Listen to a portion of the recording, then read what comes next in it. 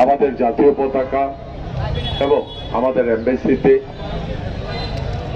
যেই দুর্ভাগ্যজনক এবং তিরস্কারযোগ্য যে হামলা হয়েছে, এটা তীব্র নিন্দা জানাচ্ছি কুমিল্লাবাসীর পক্ষ থেকে, বিএনপির পক্ষ থেকে।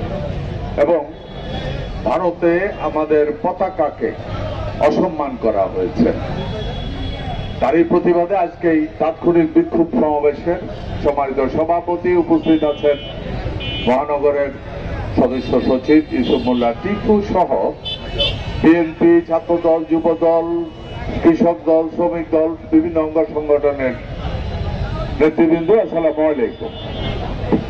আজকে একটা জিনিস দেখেছেন, শেখ হাসিনা সরে যাওয়ার পরে যারা আজকে যাদের দেশে আমাদের পতাকাকে অসম্মান করছে, অসম্মান করার চেষ্টা করছে, অপমান করে চলেছে, আমি একটা জিনিস বুঝি না, শেখ হাসিনা স্বৈর শাসক ছিল বাংলাদেশের, বাংলাদেশের মানুষ তাকে পিটাইয়া খেদাইছে, এখন তাদের এত জ্বলে কেন?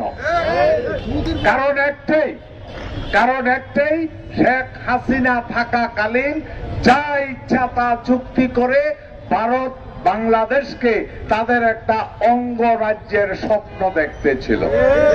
শেখ হাসিনা চলে যাওয়ার পর তারা এই স্বপ্ন ভেঙে গেছে। তারা এখন চেষ্টা করছে বিভিন্ন ভাবে আমাদেরকে উস্কানি দিয়ে, ভুল বুঝাবুঝি করে, দেশের ভিতরে বিশৃঙ্খলা সৃষ্টি করে আমাদেরকে দুর্বল করার জন্য। যারা এই চিন্তা করছেন তাদের প্রতি আমার প্রথম অনুরোধ, এগুলি করে কোনো লাভ হবে না।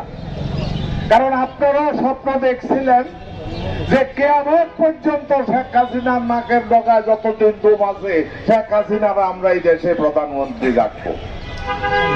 আল্লাহর রহমতে জনগণের প্রতিবাদের মুখে আপনাদেরকে নোটিশ না দিয়ে ফ্লাই করতে হয়েছে যে আমি নামতেছি, দাদা আমার জায়গা দাও। আপনারা ওইখান থেকে কিছু একটা ভাবার চিন্তা করেন।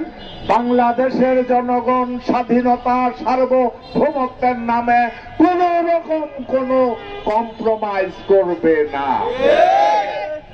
আপনারা ওই দিন দেখলাম বলতেছে বাংলাদেশে ওই ইন্ডিয়ান একটা নেতা আছে না বিজেপির, কি নাম জানি, হ্যাঁ